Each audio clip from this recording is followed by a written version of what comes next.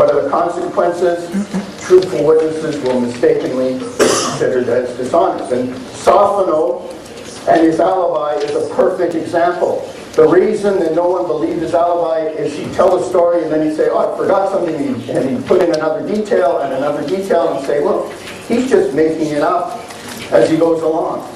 And in fact, what he was doing was he was remembering real events, and as they came to him, he was talking about them.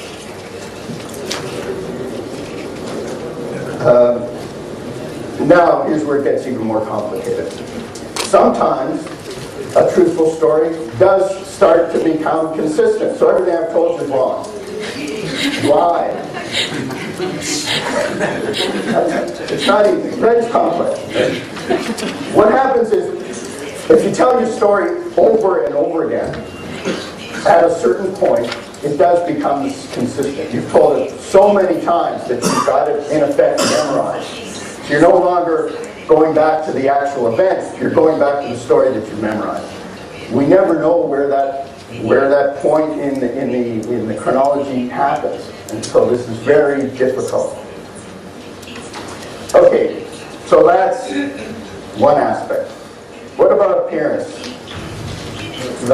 Simply the way that the person appears in court, is that influencing whether or not they're telling the truth, or we think they're telling the truth? Again, the research has been very helpful. I have no idea why this is the case, but people who wear black in some cultures are considered more suspicious. I have no idea why that is, and yet the research shows it. It's obviously something that's going on in the unconscious. We don't deliberately say, oh, he's wearing black, he must be lying. Something's going on. People with attractive faces are considered more credible.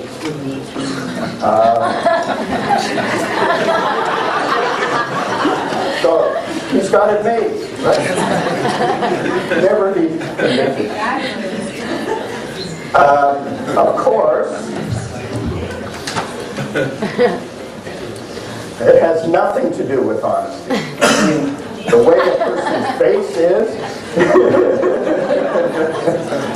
is not going to tell you. The DNA that produced their appearance doesn't tell you whether they're telling the truth. The fact that they dress untidily, the fact that they dress in black is not going to tell you whether or not they're telling you the truth. But we all have to carry around these beliefs. And I can remember it as clear as anything. I was a defense lawyer before I became a judge. So I was a criminal defense lawyer for 20 years.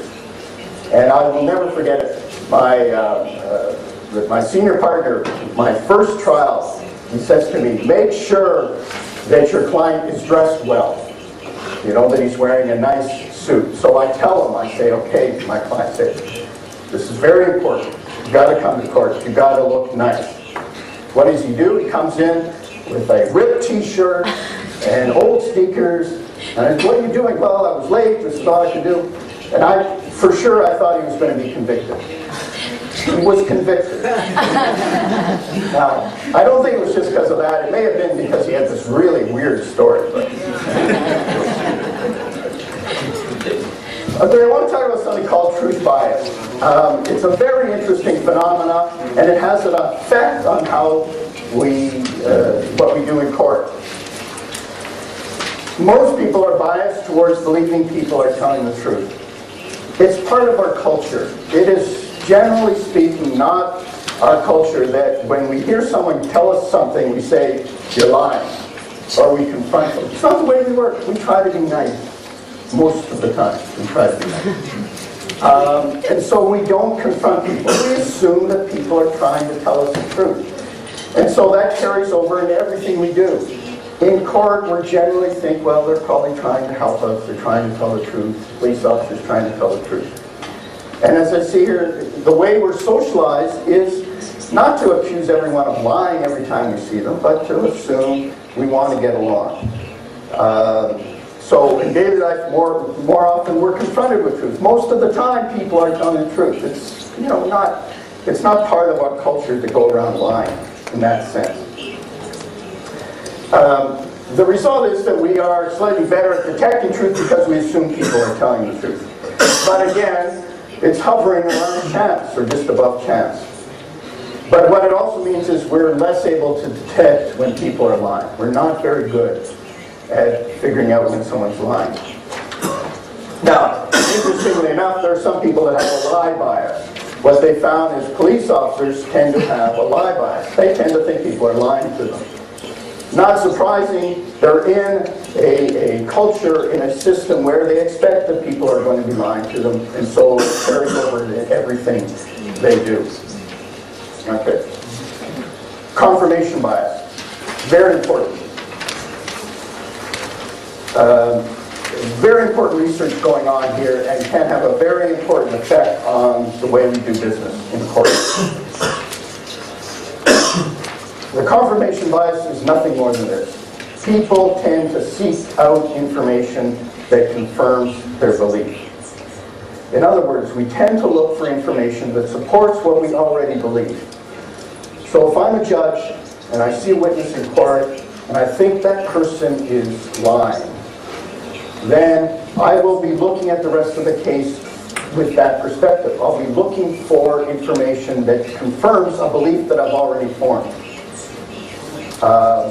What it means also is that we tend to disregard evidence that undermines our initial belief. And this confirmation bias, I don't have time to deal with it in detail here, but it is very, very powerful. One of the best examples is a wonderful study they did in the United States after the Second Gulf War, when the Americans finally admitted that there were no weapons of mass destruction. Okay, so it was widely now known in the public that there were no weapons of mass destruction. So researchers went out and they interviewed Republicans, supporters of George Bush. And even though this belief was well known, they still said, well, they're there somewhere. They just haven't found them. Okay? So they were ignoring what was the clear evidence. So this is a very, very powerful belief. What it means is that people in the justice system have to be so careful about keeping an open mind.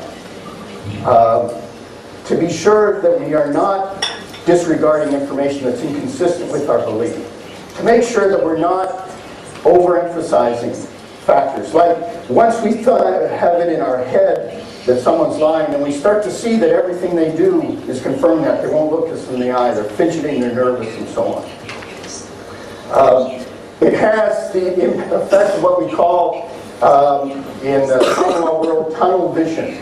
The idea that when police are investigating and they form the belief that Thomas Sofino committed that murder, that's the only information they're looking at. They ignore everything else. And in fact, in the Sofino case, there was another suspect who was much, much more likely to have committed the offense. Didn't have an alibi, had a history of sexual assaults, unlike Sofino, and yet the police ignored him because they had come to the belief that Sofino was the one. And this is, time and again, the commissions of inquiry have looked at this, and it's this confirmation bias that is such a powerful influence.